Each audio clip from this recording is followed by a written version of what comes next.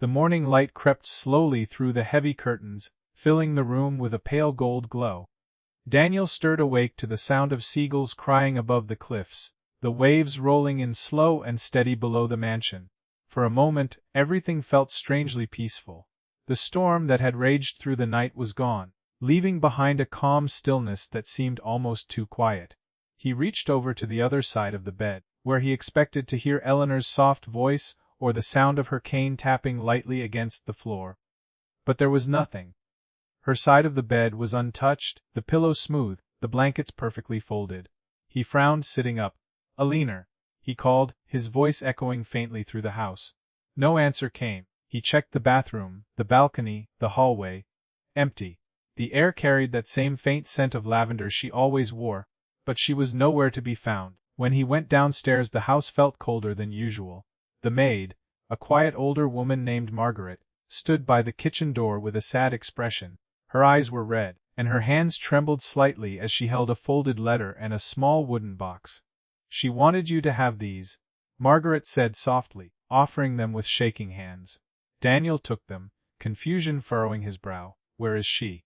Did she go out?" The woman looked down, her lips trembling before she whispered. "She passed away last night, sir." Peacefully, in her sleep. The words hit him like a blow. For a few seconds, he couldn't move, couldn't breathe. He shook his head, staring at the woman as if she'd spoken another language. "No, that can't be. She was fine last night. We were just," she said. His voice broke, the rest of the sentence swallowed by disbelief. Margaret nodded gently. "She said you'd understand everything when you read her letter." Daniel stood frozen, the letter heavy in his trembling hands. He didn't remember walking back to the study, but suddenly he was there, the same place where Eleanor had given him that first sealed envelope. The sea outside glimmered beneath the sun, waves slapping against the rocks, and for a long moment, he just sat there, staring at her neat handwriting on the envelope. He broke the seal and unfolded the letter. My dear Daniel, dollars if you are reading this, I am gone. Please do not grieve. My life was long and full, and meeting you brought me a peace I have not felt in years. The Kalkav, you must be wondering why I married you. You see, I have known about you for a long time. You are not a stranger to me. You are family. My late husband Henry Whitmore had a younger brother named Charles. He left home when he was very young and was never heard from again. I spent years searching for his descendants, and when I discovered that you were his grandson, I knew fate had led me to you. Henry always said that family is not about bloodlines or inheritance, it is about heart, humility, and courage. I wanted to see if you had those things. That is why I didn't tell you the truth at once. I wanted to see how you treated me, not as a rich woman, but as a person, and you did not disappoint me. Daniel, you were kind when you had nothing to gain. You were patient when you could have been cold. That is why everything I have is now yours. The house, the estate, the Whitmore Foundation, all of it belongs to you. The box beside this letter holds something important. Open it when you are ready, and remember, the value of wealth lies not in possession, but in the compassion with which it is used. Boplets with love, Daldred Eleanor Whitmore. By the time he finished reading, his eyes were wet with tears. His hands shook as he reached for the wooden box and carefully lifted the lid. Inside lay an old photograph, yellowed with age but beautifully preserved. In it, Eleanor was young, perhaps in her 30s, standing beside a tall man who looked almost identical to Daniel. Between them stood a little boy with bright eyes and a crooked smile. On the back of the photo, in faded ink, were the words "Be as family isn't always born. Sometimes, it's rediscovered." Daniel's throat tightened. He ran his thumb across the faces in the photo, a warmth spreading through his chest that hurt and healed all at once. He finally understood why she had looked at him the way she did. With recognition, with something deeper than kindness. He had reminded her of someone she once loved and lost, someone who had vanished from her world decades ago. As he sat there, lost in thought, the phone on the desk began to ring. He hesitated before answering. "Sir Whitmore," a man's voice said. "This is Richard Collins from Whitmore & Co. Legal. I've been trying to reach you since early this morning. Mrs. Whitmore has officially transferred her entire estate and assets to your name. There's also a letter for you at the firm with further instructions." Daniel's voice came out barely above a whisper. She really did all that. Yes, sir, the lawyer said. She spoke very highly of you. Said you were the only one she trusted to continue the Whitmore legacy. He thanked the lawyer and ended the call, but for several minutes, he couldn't move. The paper in his hand, the weight of the key that had fallen from the envelope, the photo, the smell of lavender still lingering in the air. It was all too much. He walked slowly to the window. The ocean stretched endlessly before him, its surface shimmering under the morning sun. He could almost hear her voice again, calm and steady, saying, "You'll understand one day, Daniel. Life has a strange way of testing people's hearts." Now he did understand. The past 7 days had been a test. Not of loyalty, not of romance, but of character. She hadn't wanted to leave her wealth to another greedy heir or corporation. She had wanted to give it to someone who would honor it, protect it, use it for good. Someone who wouldn't see money as a prize, but as a responsibility. That night, Daniel walked through the mansion again. The portraits looked different now, no longer cold relics of another time, but reminders of a story that now belonged to him too. He stopped before the one of Henry Whitmore, the man who looked like him, and whispered, "I'll take care of it. I'll take care of everything." In the quiet that followed, he could almost imagine Eleanor standing beside him, smiling that faint, knowing smile of hers. Days turned into weeks. Lawyers came and went, papers were signed, accounts were transferred. But despite the sudden flood of wealth and power, Daniel didn't change much. He finished his degree. He reopened the old Whitmore Foundation, dedicating it to funding education for underprivileged students. He kept the mansion as it was, filling its long, empty halls with laughter and light once more. One evening, as the sun dipped low over the sea, Daniel stood on the balcony, the wind ruffling his hair. In his hand was the same photograph. "Thank you," he murmured, his voice carried away by the breeze. Somewhere deep in his heart, he felt her presence, calm, proud, and peaceful. He realized then that he hadn't just inherited a fortune. He had inherited a legacy, a story of love, redemption, and trust. And for the first time in his life, Daniel didn't feel like the poor student who had married a rich old woman. He felt like what he truly was, the last Whitmore, the man Eleanor had believed in all along. 2 weeks after the fire, the community center was packed. The HOA had called an emergency meeting to address the incident. Though everyone knew it was really to watch Karen squirm, or at least, that's what I hoped. The room smelled faintly of burnt coffee and cheap air freshener, the kind of mix that always reminded me of high school detention. I took a seat in the back, hat low over my eyes, and listened as the crowd buzzed. Karen was already at the front, pacing beside a projector screen filled with pictures of my charred cornfield. Her usual polished calm had cracks in it. Her hair was a little frizzier than normal, her blouse wrinkled.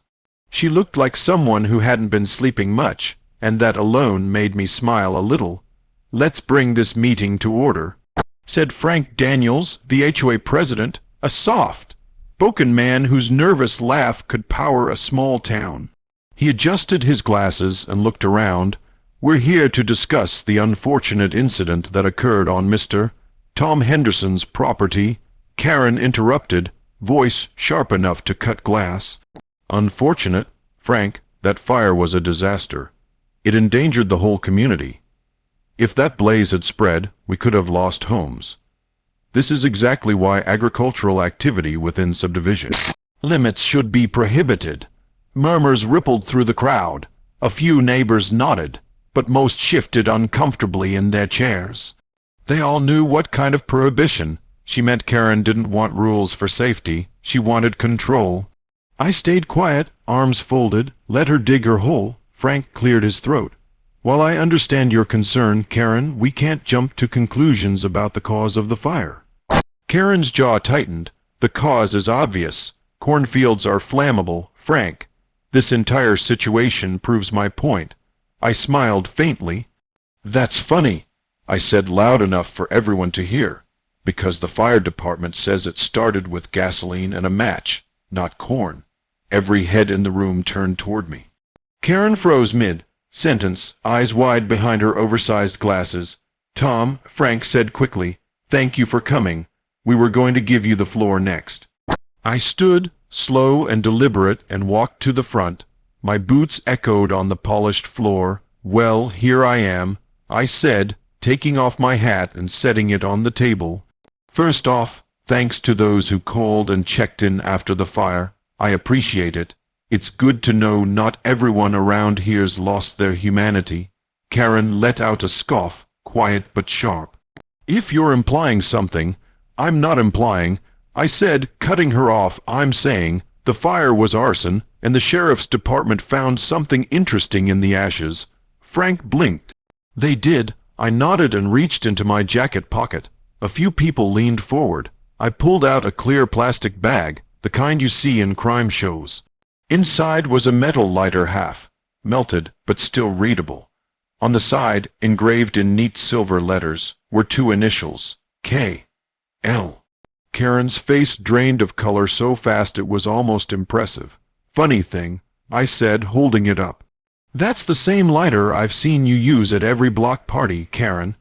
The one with your initials. The sheriff's department said they'll be in touch with you soon. For the first time since I'd known her, Karen couldn't speak. Her mouth opened and closed like a fish gasping for air. Around the room, whispers started low at first, then building like the hum of cicadas before a storm. That's absurd. She finally snapped, her voice trembling. Anyone could have dropped that. You're trying to frame me? Frame you? I tilted my head. Why would I need to do that when you've been threatening me about that field for months? You said, and I quote, we'll see about that. I guess we did. Frank looked like he wished the floor would open up and swallow him. Let's all calm down, he said, glancing between us. This isn't the place for accusations, sure it is. I said evenly. You wanted a meeting about the fire, we're having one. Karen slammed her clipboard on the table. This is slander. I won't sit here and be accused by some farmer who doesn't follow the rules. I smiled. Oh, I follow the rules. In fact, I followed them well enough to get full insurance coverage on that crop. $2 million, to be exact. The room went silent again. Even the air conditioner seemed to stop humming. 2 million, Frank repeated faintly. That's right, I said. Insurance came through last week, paid out in full. Guess that field was worth more than anyone thought. Karen looked like she'd been slapped. You profited from this. Didn't want to, I said, feigning a sigh. But hey, when life, or an HOA burns down your crop, you take what you can get. Frank rubbed his temples. Tom, while that's impressive, we should still... Oh, don't worry, I continued. I'm not just rebuilding the field. I bought the 3 empty lots across from it, planning to develop them. Karen blinked. Develop into what? Storage units, I said cheerfully. Zoned commercial now. County approved it yesterday. Gasps scattered across the room. Frank nearly spilled his coffee. Commercial zoning, but this is a residential community. Not those lots, I said. Turns out when the HOA annexed my property without checking the old survey maps, they missed a few acres still listed as mixed-use land. I filed the paperwork last month. Karen's voice cracked as she said, You can't do that. Sure I can. HOA doesn't regulate commercial properties, and between the payout and the profits from renting units, I'll be just fine. I smiled, putting my hat back on. Maybe I'll even name one after you, Karen. The Karen Memorial Storage Complex. Has a nice ring to it. Laughter rippled through the crowd, quiet at first, then louder. Even Frank couldn't hide a small grin behind his hand. Karen stood there trembling, her hands gripping the edge of the table like she needed it to stay upright. Her perfect manicure was digging little half-moons into the wood. For someone who'd spent years ruling the HOA like a queen, she suddenly looked small, like her power had gone up in smoke with my corn. I tipped my hat toward Frank. Appreciate your time, folks. I'll see myself out. As I turned to leave, Karen found her voice again, shrill and desperate. You'll regret this, Tom. You haven't heard the last of me. I paused at the door and looked back over my shoulder. Maybe, but you've sure heard the last of my corn. The room erupted in laughter as I stepped outside. The evening air was cool, a light breeze carrying the faint scent of ash and earth. The sun was setting again, the same way it had the night the fire started, but this time the sky wasn't burning. It was calm, streaked with pink and orange.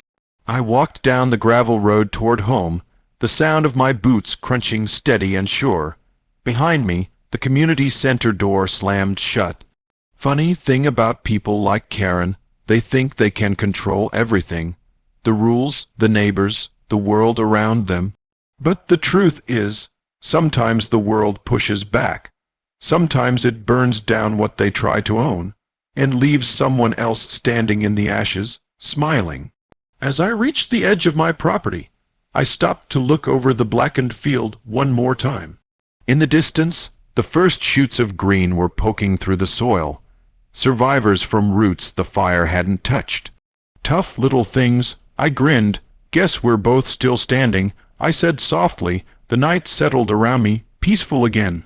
The fire had taken a lot, but it had also given me something better, freedom, and maybe, just maybe, a little poetic justice.